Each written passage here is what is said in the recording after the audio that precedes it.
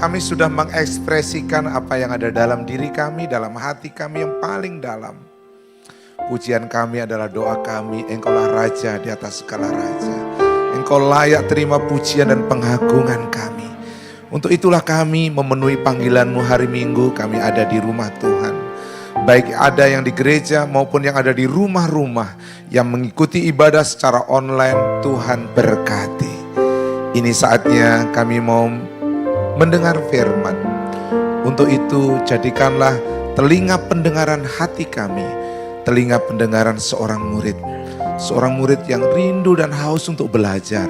Seorang murid yang pada akhirnya mau belajar mengerti dan melakukan apa yang ia dapatkan. Itulah diri kami masing-masing. Berkatilah kami, urapi kami ya Roh Kudus. Terima kasih buat kehadiran-Mu. Terima kasih buat tim Precision Worship yang sudah membawa kami untuk memuji, menyembah Engkau. Dalam nama Tuhan Yesus Kristus yang siap untuk diberkati firman, sama-sama katakan amin. Yes, kita tetap berdiri supaya tidak duduk, tidak berdiri gitu ya. Saya sapa dulu, salam. Salam yang ada di ruangan ini. Kasih salam dulu satu dengan yang lain, kamu orang yang luar biasa gitu ya. Bagi Bapak Ibu yang di rumah-rumah, salam ya, salam kami dari rumah Tuhan di tempat ini kepada Bapak Ibu Saudara semua. Mari kita baca di dalam Roma pasal 12 ayat 11. Kita baca kitab Roma, tulisan Rasul Paulus kepada jemaat yang ada di Roma, pasal 12 ayat yang ke-11. Roma 12 ayat yang ke-11. Oke, mari kita baca bersama-sama. Bapak Ibu Saudara yang di rumah juga harus tetap konsentrasi ya, mendengar firman dengan baik. Buka Alkitab kita bersama-sama. Roma pasal 12 ayat 11. 1, 2, 3. Janganlah hendaknya kerajinanmu kendor, biarlah rohmu menyala-nyala dan layanilah Tuhan. Sekali lagi, 2, 3. Janganlah hendaknya kerajinanmu kendor, biarlah rohmu menyala-nyala dan layanilah Tuhan. Silakan duduk. Bapak Ibu yang saya kasihi, perkenalkan nama saya Pendeta Nathanael. Dengan istri saya dari Jakarta Barat. Dan saya bersyukur sama Tuhan yang sudah memimpin dan menuntun saya tiba dengan selamat tanpa kemacetan tadi pagi. Terima kasih buat Bapak Gembala, Bapak Pendeta Rudolfau yang sudah mengizinkan saya untuk menyampaikan firman buat para diaken, para hamba Tuhan yang hadir pada hari ini. Khususnya buat tim Precision Worship ya, berarti dengar khotbah saya berarti 3 kali. Buat hamba Tuhan berarti juga 3 kali. Saya sudah diinfokan oleh Ibu Lina, Bapak Pendeta kalau berkenan karena sebagian ibadahnya 3 kali, temanya kalau bisa berbeda. Saya selalu siap ya, saya terlalu banyak judul khotbah, cuma masalahnya selalu baru. Jadi harus selalu membuat yang baru. Ya, kenapa? Setiap doa pagi, kita doa puasa, saya puasa hari Selasa, hari Jumat. Nah, kemarin Selasa, Rabu, Kamis, Jumat karena ada kegiatan untuk hari ulang tahun GBI yang ke-53. Maka puasanya ditambah gitu ya. Jadi setiap puasa, kenapa saya puasa kok gemuk gitu ya? Itu karena makannya terlalu sedikit, nah gitu. Oke, itu saja perkenalan. Oh, saya sudah tentu punya anak 3. Pertama laki-laki, kedua perempuan, yang ketiga laki-laki ya, 3 anak ya. Cucu baru 2 ya, cucu baru 2 ya. Pak Gembala sudah punya cucu? Oh, bakal, haleluya, haleluya. Oke. Nah, tolong kita akan mendengar khotbah ini. Tujuan khotbah saya adalah supaya Bapak Ibu kembali menjadi orang Kristen seperti lagu tadi. Ya, bagus sekali diakhiri dengan mengikut Yesus. Itulah judul khotbah saya, pengikut Yesus atau pengikut Kristus. Nah, dari satu ayat inilah kita akan menemukan 3 ciri. Jadi ciri orang Kristen, pengikut Kristus itu banyak ya, banyak banget. Termasuk Roma pasal 12 ini ceritanya banyak banget value yang diajarkan oleh Tuhan melalui Rasul Paulus kepada jemaat yang ada di Roma. Cuma kalau kita belajar pasal 12 ayat 12 saja, di sana kita disuruh sabar, kita disuruh tekun, kita disuruh doa sungguh-sungguh banyak. Tapi saya senang dengan ayat ini, ayat yang ke-11. Jadi yang lain juga kita senangin, tapi ayat 12 ini memberi makna tersendiri, memberi semangat tersendiri. Nah, ada 3 ciri pengikut Kristus. Yang pertama, bagian yang pertama, orang Kristen itu rajin. Janganlah hendaknya kerajinanmu kendor, berarti orang yang rajin itu bisa nggak rajin lagi. Jadi awalnya semangat, awalnya menyala-nyala, bisa loyo lagi. Bisa kendor. Wow, pada waktu hari pertama kul di rumahnya, semangat banget itu di kul. Wah, pokoknya jam 7 kul, jam 5 dia sudah datang. Enggak lah ya, itu intermezzo. Biasanya setengah jam dia sudah datang. Nah, begitu ya. Jam ibadah, ketika dia jiwa baru, dia lihat tempat ibadah yang bagus seperti ini. Oh, presiden worshipnya sangat bagus, kita semua disenangkan. Awalnya ibadahnya sungguh-sungguh. Pokoknya dia rajin saja. Sudah begitu ternyata setahun, 2 tahun, 3 tahun. Bahkan tidak hanya yang rajin, Pak. Tidak hanya kendor, lama-lama mundur. Coba perhatikan kalau mau jujur, ada berapa orang kalau dianalisa, walaupun jiwa baru akan selalu ada, tapi jiwa yang lama mungkin ada 1 atau 2 mundur. Pasti ada itu. Ya, 8 tahun yang lalu saya berduka. Cuma sebentar ya, berdukanya sebentar. Kenapa? Ya kemungkinan banyak hal. Tapi yang membuat saya duka adalah hampir 40 diaken. 40 diaken. Kalau kita namanya penatalayan. Gereja yang lain namanya majelis gereja. Pindah gereja ke sebelah saya. Ke Gilgal, saudara. Jadi kita ada GBI di Juan Mogi, jadi ada 40. Coba Pak, bisa bayangkan itu, 40 bukan jemaat. Diaken. Itu sampai dek, gitu ya, seperti membuat akan mundur atau loyo. Tapi semakin hari akhirnya saya sadar, oh Tuhan terima kasih. Rupa-rupanya dengan 40 diaken mau mengembangkan gereja yang di sebelah supaya gereja juga menjadi besar. Karena Tuhan mau berikan pemimpin-pemimpin baru di tempat ini. Gitu saudara. Jadi singkat cerita, 7 tahun yang lalu ibadah kita cuma 4 kali. Sekarang justru dengan pemimpin-pemimpin baru sudah 6 kali ibadah. Jadi rumah-rumahnya kerajinan itu bisa turun. Makanya Alkitab katakan, janganlah hendaknya kerajinanmu kendor. Bisa kendor, kita bisa loyo.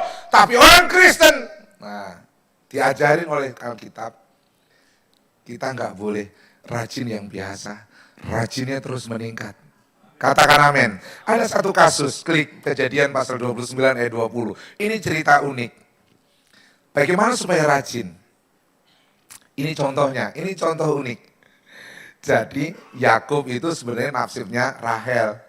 Tapi sama Laban ketika sudah kerja 7 tahun dikasihnya kakaknya Lea. Karena memang budayanya nggak pantas kalau adiknya lebih dulu biasanya kakaknya. Tapi mari kita baca ayat ini.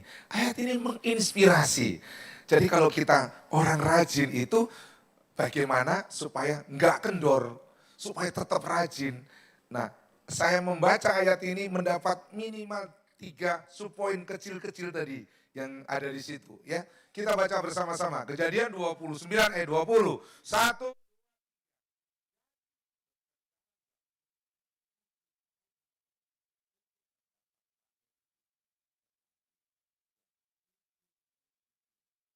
Anggapnya seperti beberapa hari saja.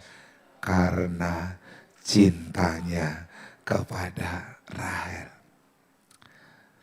Saya rindu saudara bekerja di dunia kerja saudara. Kerja di bidang apa saja. Kita orang Kristen, ciri pengikut Kristus kalau kerja rajin. Katakan amin. Nggak boleh malas. Nah, saya hanya mau membantu supaya bagaimana mempertahankan kita itu kerja tetap rajin. Melakukan itu tetap rajin. Nah, dari ayat ini saya menangkap sesuatu. Yang pertama, memang ada tujuan. Kenapa 7 tahun? Coba, mana ada orang menganggap 7 tahun hanya seperti beberapa hari saja. 7 tahun itu lama. Wong Jawa bilang, lama banget. Lama sekali. Tapi dianggap cuma beberapa hari. Dia bekerja loh saudara. Memelihara, menggembalakan kambing domba. Laban itu banyak sekali kambing dombanya. Dan kerja kembali 7 tahun. Tapi 7 tahun cuma dianggap beberapa hari saja. Kenapa? Ada tujuan. Bagian kedua, ada motivasi. Motivasinya jelas. Dia kepingin dapatin itu si Rahel. Yang ketiga dari bagian sub ini, bagian pertama ini, karena ada cinta. Kalau kita kerja itu ada tujuannya enggak? Kalau saudara kerja itu ada motivasi yang benar enggak? Kalau saudara kerja itu ada cintanya enggak di pekerjaan itu? Kalau ada, saya menjamin engkau makin rajin. Engkau makin rajin. Makin ada tujuannya. Contoh sederhana. Istri saya ini kan pekerja. Saya penggembala. Jadi saya yang cari jiwa, istri saya cari duit. Nah itu judulnya. Ya, sejak saya nikah, saya itu sudah komitmen. Sayang, saya nggak mau menggembalakan. Saya tidak mau jadi pendeta kalau mami tidak mau kerja. Karena saya tahu panggilannya kita kepada orang sederhana. Jadi jemaat kita itu 80% buruh pabrik, 80%. Bapak Gembala Saudara sudah kami undang khotbah di tempat kami, sudah tahu itu. Kami tidak punya tempat parkir, padahal kapasitas ibadah kami, saya itu 1.100 kursi. Saudara bisa bayangkan, tapi nggak ada tempat parkir. Ada sedikit motor itu pun dipinjem sama semua sepeda motor.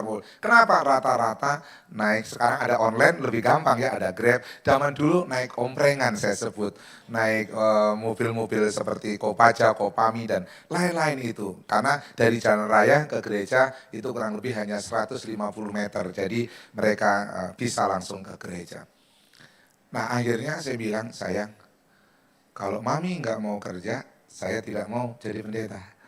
Kita sepakat, deal, mami kerja, deal. Saya melayanan, oke, deal. Dan saya melihat saudara, istri saya itu kalau kerja, waduh, seperti udah kayak kecanduan, tanda kutip. Tidak hanya semangat, tapi cinta banget. Makanya pekerjaan yang dipercayakan dia bukan, kita bukan orang. Tapi akhirnya perusahaan itu tanda kutip diserahkan kepada kita. Kita kelola, istri saya kelola semua dari nol sampai hari ini. Jadi awalnya itu berarti sayang mami untuk yang sekarang 98 berarti sebelumnya anggap aja 98 ya. 98 sampai sekarang berapa tahun? 25 tahun. Sejak 25 tahun itulah ya perusahaan 98 karena kolab, perusahaan itu bangkrut, udah nggak ada, istri saya tak suruh masuk. Kalau mami ada di situ pasti perusahaan itu berkembang karena kita mengasihi Tuhan, kita cinta Tuhan. Apa yang terjadi? Dari nol sekarang sudah menjadi tempat kerja yang besar. Kita tepuk tangan buat Tuhan, haleluya. Makanya nanti saudara jangan bingung, Pak Pendeta katanya jemaatnya sederhana, kok kesini naik Fortuner gitu. Memang istri saya yang kerja, dia cari duit, saya cari jiwa.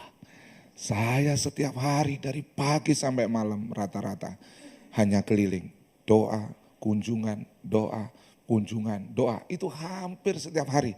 Maka dia kadang-kadang lelah. Setiap hari juga seperti ini Minggu, kami selalu berdua. Dan istri saya memahami itu. Jadi kalau Kenapa kok dia sampai betah itu pekerjaan, sampai akhirnya bosnya kerja di tempat lain? Lucu bukan? Jadi perusahaan itu dikasih istri saya, dia sekarang kerja di Sentul City. Saya nggak sebut namanya, saya tahu, saudara pasti ada yang tahu nanti, karena ini public figure ya. Jadi perusahaan 25 tahun yang lalu dilepas, diserahkan ke istri, jadi beliau kita gaji. Jadi hebat ya istri saya, dia yang bukan yang punya, tapi dia yang gaji.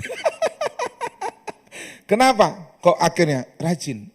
Istri saya rajin, istri saya sungguh-sungguh punya tujuan yang baik. Dan saya tahu tujuannya untuk kami, tanda kutip, untuk membantu pendeta-pendeta daerah. Dari uang itulah kami sebagian kecil, hampir 30%, 10% kan semua masuk ke apa, perpuluhan kita ke gereja, tapi sisanya itu kami pakai buat pelayanan. Jadi kami tahu persis, kalau ada tujuan, pasti lebih semangat. Ada orang bekerja karena kepingin mau nikah. Ada toh? Ada yang kepingin punya mobil. Ada yang kepingin punya rumah. Itu jauh lebih penting daripada saudara ditanya, ngapain kamu kerja? Enggak tahu, yang penting gua kerja karena gua mau makan. Janganlah begitu. Kita kerja supaya tetap rajin, tetap sungguh-sungguh, harus ada tujuannya, ada motivasi yang benar, dan harus mengasihi pekerjaan itu. Kalau enggak ada cinta, hitung-hitungan kita. Kadang-kadang lembur cuma berapa menit atau berapa jam aja kita udah suka protes kadang-kadang. Tapi kalau cinta enggak. Coba 7 tahun, kerja 7 tahun loh menggembalakan. Dianggap berapa hari? Cuma beberapa hari saja. Artinya kenapa? Seneng. Saudara kalau bekerja dari dasar hati yang penuh cinta dan senang, maka pekerjaan pasti akan baik. Hasilnya juga pasti ada baik. Apalagi punya tujuan. Aku kepingin punya rumah, ya enggak punya rumah. Kerja sungguh-sungguh, kerja dengan rajin, dengan serius. Oh nanti hasilnya pasti ada. Tapi kalau enggak ada tujuan yang kayak tadi itu ditanya, ya enggak jelas. Bahasa umumnya harus punya visi. Jadi kita itu mau apa sih? Dengan bekerja saya mau capai itu. Ah gitu. Sama ketika senior pastor saya berkata, Pak Nathan saya rindu gereja terbesar di daerah kita. Wah, saya survei. Jemaat kita kan 180 jiwa, tahun 94, oke. Saya masuk 94, enggak ada gembala, enggak ada apa, maka saya mau menggembalakan. Terus kita tempat kumpuh pembuangan sampah Jakarta Barat, oke. Persis jadi tempat pembuangan sampah itu di pinggir. Kita ngontrak di Pak Haji Jimun, jadi gereja itu dari Pak Haji Jimun. 80% tahun itu jemaatnya dari Korea Utara, alias dari Batak. Korea Utara itu dari Batak. 80% tahun itu, sekarang 50% ya, 30% orang Tionghoa, selebihnya campuran. Jawa, dari Batak, NTT, dari Ambon dan lain-lain. Nah saya perhatikan ketika kami sungguh-sungguh mengasihi pelayanan, apa yang terjadi? Yang terjadi adalah pelipat gandaan. Apalagi ketika saya gerakkan dengan serius Bapak. Saya pernah punya jumlahnya itu adalah 280 tahun 2000-an Bapak. 280 itu sudah di tahun itu. Ibadah dari cuma 2 kali jam 6 sampai jam 8. Ketika kami bergerak sungguh-sungguh, kami cintai itu pelayanan. Saya kerjakan dengan sungguh-sungguh itu pelayanan. Sampai akhirnya 5 kali ibadah. Akhirnya menjadi 3 kembali karena kapasitas tadi. Dari tempat duduk yang hanya 200 menjadi 500. Kurang lebih 600. Dari 500 sampai akhirnya yang sekarang menjadi 1000 lebih. Jadi itu berat. Tapi justru sekarang gara-gara 8 tahun yang lalu itu Pak, sekali lagi. Kalau kita memang niatnya baik, tujuannya baik. Hanya kecewa sebentar Pak, tetaplah. Sebenarnya kan pendeta gak boleh luka hati ya. Tapi tetap aja pendeta ada hatinya, itu masalahnya. Jadi kaget saya saudara, syok. Tanya istri saya hampir bukan gak bisa tidur, tetap tidur, cuma gak nyaman. Saya ngobrol dengan istri, sesekali saya nangis, apa dosa saya? Apa salah saya? Apa ya Tuhan? 40-an loh Bapak, 40 diaken. Bukan jemaat. Waduh Pak, akhirnya udah sehari 2 hari kami memahami. Kami tetap melayani dengan sungguh-sungguh. Akhirnya Tuhan dapatkan itu. Saya langsung bangkit. Singkat cerita langsung saya angkat banyak dari jemaat. Kami membuka kelas pemuritan. Siapa menjadi pemimpin silakan ikut. Sudah tidak ada kriteria lagi Pak. Kriterianya cuma percaya Yesus saja. udah pokoknya kriterianya udah begitu. Kemarin kalau mau jadi diaken kan kriterianya panjang. Dia sudah ikut kul berapa lama, dia sudah harus ikut. Udah sekarang itu pokoknya siapa yang cinta Yesus, ayo ikut. Banyak Pak. Mungkin kadang-kadang memang harus tradisi-tradisi yang kita buat puyeng itu dibongkar gitu. Ternyata benar saudara. Hampir rata-rata minta maaf. Please, sorry Tuhan Yesus, sorry to say ini ya sama Tuhan Yesus dulu.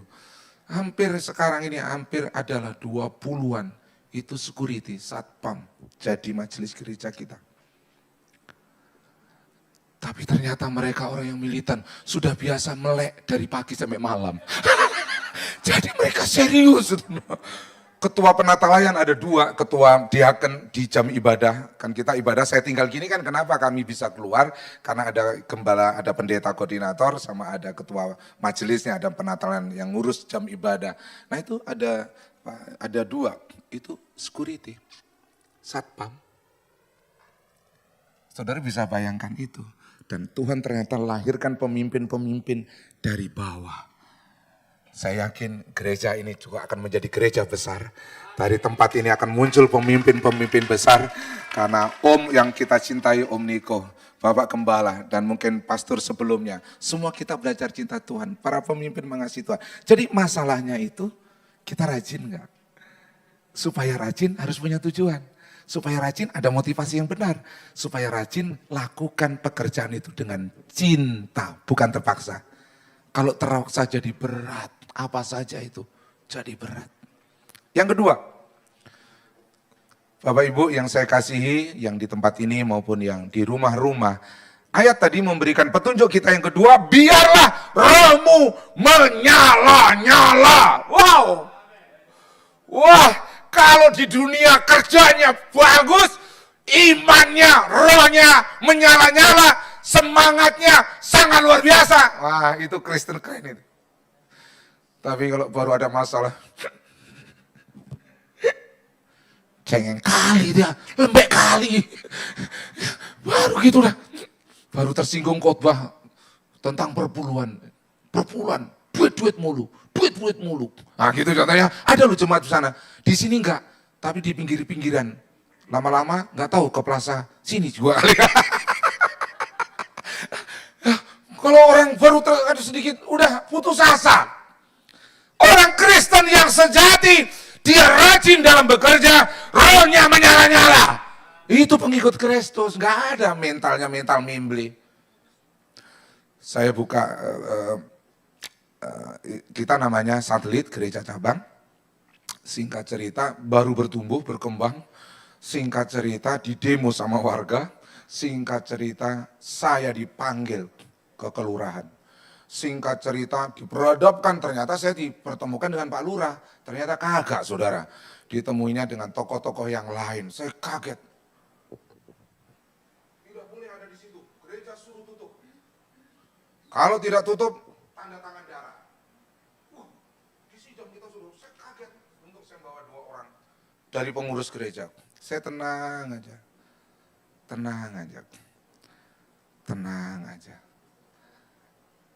Tapi karena saya punya api Pentakosta, kalau itu nggak punya api Pentakosta Pak, karena suruh tanda tangan darah, maksudnya ngerti.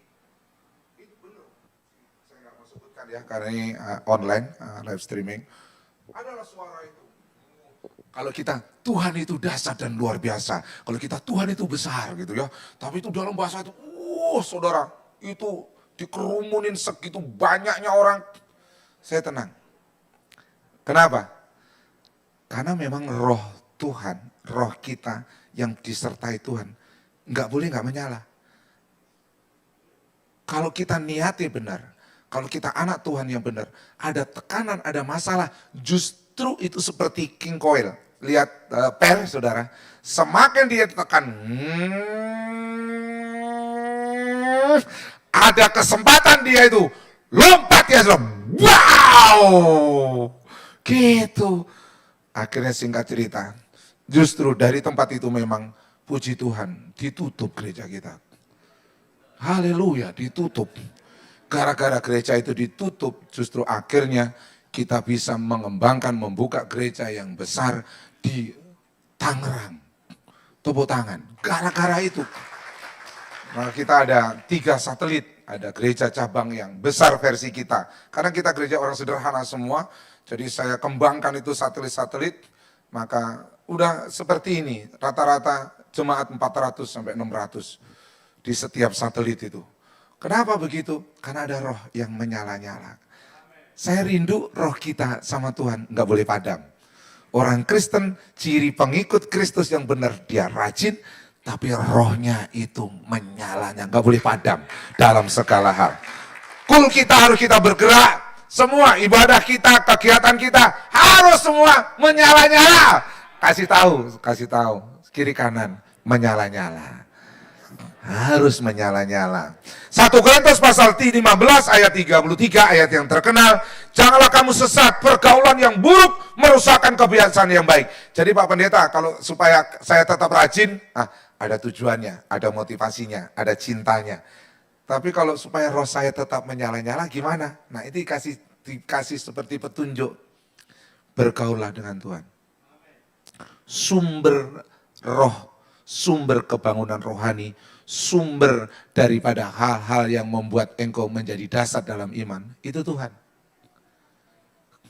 Kalau kau bergaul dengan, minta maaf, dunia, semangatmu pasti turun. Sama Tuhan pasti percaya. Mulai cinta dengan dunia, orang bisa tinggalin ibadah, tinggalin kul gara-gara pekerjaan, kecuali tugas penting mungkin memang dari perusahaan.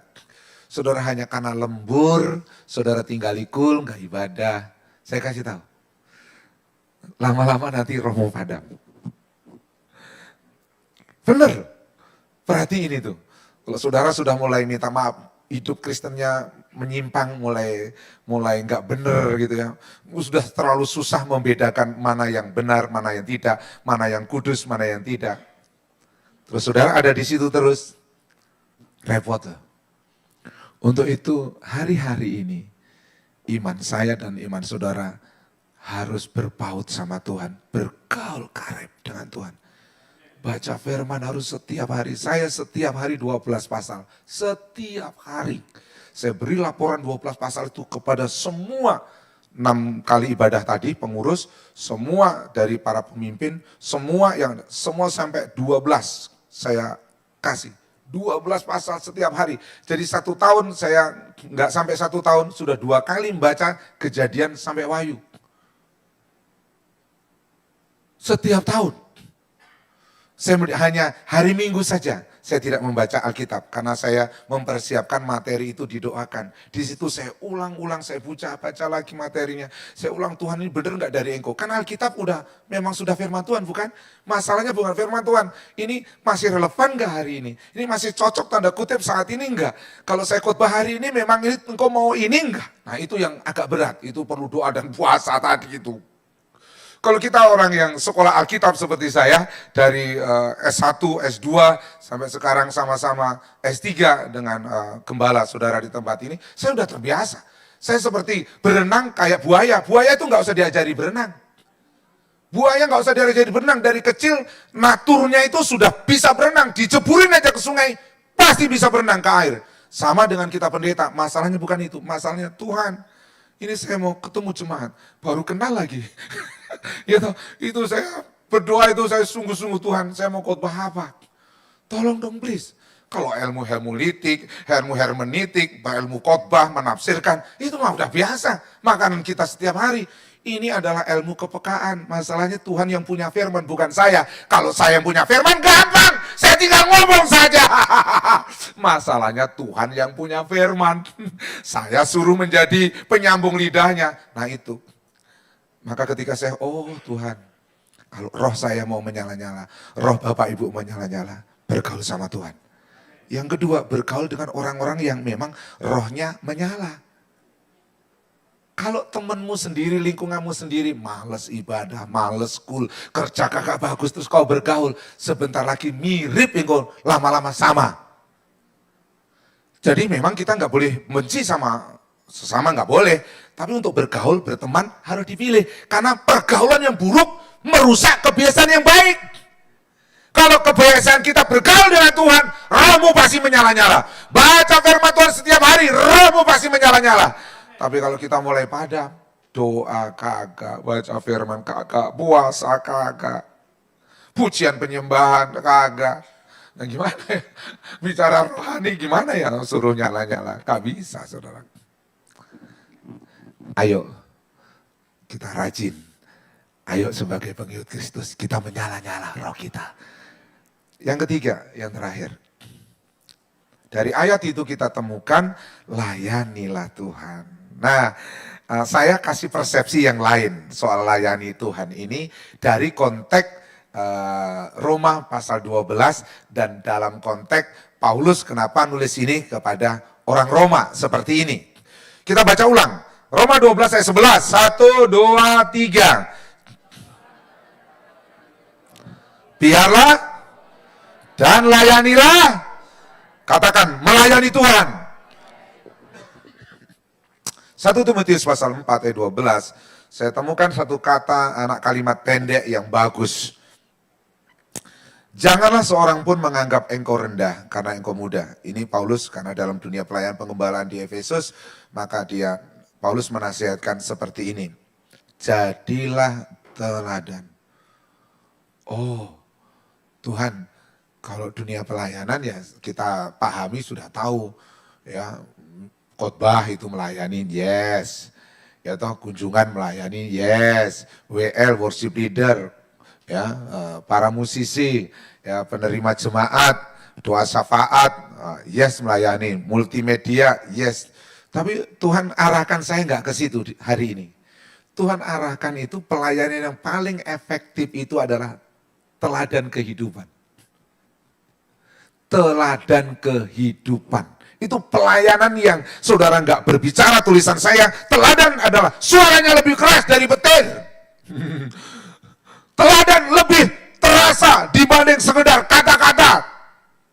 Teladan hidup adalah model pelayanan yang terbaik. Saudara pengikut Kristus, tapi cara omongmu, cara bicaramu nggak diatur. Sikapmu, perbuatanmu nggak bagus. Saudara penginjilan, saudara khotbah, saudara apapun, tapi ternyata di rumah gaya hidupmu berbeda. Tadi malam anak saya bersaksi, Pak Gembala. Pi, terima kasih ya. Kenapa? Saya lagi mau disuruh khotbah di remaja. Jadi dia udah mulai praktek. Anak saya yang ketiga sekolah Alkitab, saudara ya. Singkat cerita, Pi, saya senang. Kenapa? Saya sudah dapat model dari papi. Maksudnya Jo apa? Pi, papi itu di mimbar sama di rumah sama. Wah, hati saya senang sekali. Senang loh saudara. Itu pelayanan, benar. Yang kedua, ada mbak, bahasanya bukan pembantu rumah tangga, PRT ya. Mbak yang di rumah. Jadi itu satu adalah dari Jawa Tengah, satu dari Cikampek, satu lagi ada dari Jawa. Singkat cerita, orang yang pernah ikut kami, mbak yang pernah ikut kami, sudah ada 3 yang dibaptis. Kita tepuk tangan buat Tuhan. Terus kalau saudara mau tanya sama saya dengan istri, Pak Pendeta, apakah saya bersaksi? Enggak, saya tidak pernah bercerita tentang Yesus. Cuma dia melihat sesuatu yang berbeda. Akhirnya dia dapat mimpi, mengambil keputusan mbak itu. Akhirnya ke gereja. Singkat cerita, dia dibaptis. Yang satu sama, singkat cerita, akhirnya dibaptis. Yang satu belum sampai dibaptis. Dia akhirnya karena dia mau dikirim ke Malaysia, tapi dia sudah mengambil keputusan untuk kenal Tuhan. Kenapa begitu? Saya kasih tahu. Karena kami sekeluarga cuma mau menjadi contoh, jadi teladan dalam kehidupan. Sehingga sudah ada beberapa yang dibaptis. Maka ada beberapa orang yang ngomong gini, kamu mau, kan mereka kan udah dibaptis, nikah kan akhirnya sama suaminya bukan, nggak sama kita lagi. Tapi kalau ada orang masuk, terus ada yang tahu bahwa itu dari daerah yang sama, jangan ke sana, jangan ke sana. Nanti kalau kamu ikut Pak Pendeta itu jadi Kristen nanti. Sampai gitu saudara, akhirnya banyak dilarang. Sama sekarang bude saya, pekerja rumah tangga kita, umur lebih tua dari saya. Dia umur berapa saya, bude? 62. Tapi memang kekar ya. Sama dari orang yang belum kenal Tuhan. Sekarang dialah yang membela saya di daerah kita lingkungan. Kalau ada apa-apa, dia yang berkata, aku makan jangan macam-macam. Jadi bude saya itu berat badannya 70-an kali sayang. Ya, gede banget saudara. Nah, jadi dia yang bela. Nah, minta maaf. Dari yang pakai ini. Sekarang sudah turun. Sudah dilepas. Apa? Teladan hidup. Please dong. Kita orang Kristen harus berubah. Bahasa saya menjadi manusia baru. Katakan amin. Cara melayani Tuhan yang paling efektif versi saya, ya di luar sana itu teladan hidupmu. Kerjamu mesti rajin. Kalau engkau Kristen malas, ya udah nggak jadi berkat. Kita nggak bisa layani dia. Rohmu nggak menyala-nyala, apa-apa pesimis, apa-apa mengeluh. Ya udah, orang pesimis dan mengeluh, mau jadi berkat apa kita? Bagaimana kita bisa melayani mereka? Bagaimana mereka akhirnya mau cerita dan datang kepada kita? Dan yang terakhir, ayo kita jadi contoh, kita jadi teladan di mana saja. Kesimpulannya,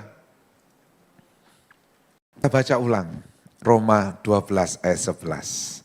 2, 3, janganlah hendaknya kerajinanmu kendor, biarlah rohmu menyala-nyala dan layanilah Tuhan. Ciri pengikut Kristus, modelnya itu orang itu rajin. Orang itu rohnya menyala-nyala, semangat terus berkobar-kobar. Intimasi, dia dekat sekali sama Tuhan. Dia bergaul dengan orang-orang yang memang membangun iman dan pengharapannya. Dia melayani, dia jadi contoh, dia jadi teladan. Tuhan Yesus memberkati. Kita tepuk tangan buat Tuhan, mari kita berdoa bersama-sama. Kata karana lapas, kata karana lapata karana. Yarana lapas ide karana lama, soto karana lapata karana.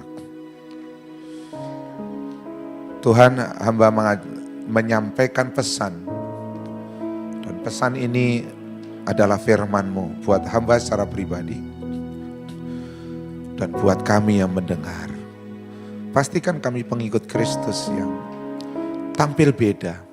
Minimal dari satu ayat Roma 12 ayat 11 ditemukan dalam diri kami orang yang